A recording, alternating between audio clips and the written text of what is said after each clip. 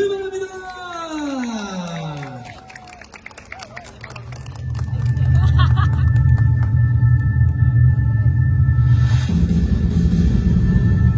Bailes de Luces of La Castellana Negros Occidental. Bailes de Luces is the dancing lights of Negros Occidental. It is a Thanksgiving celebration of the townspeople for all the blessing they received during the year. It serves as an expression of hope for the coming year to be prosperous. They use luces or lights as their main props. The people of La Castellana Negros Occidental celebrates Bailes de Luces on January 5, which is also the town's tribe. Bailes de Luces.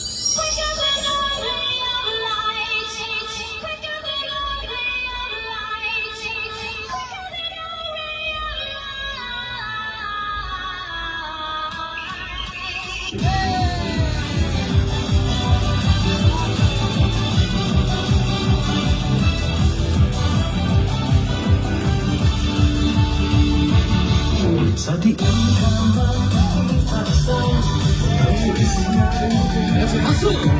그다음에 맞춰서 박수!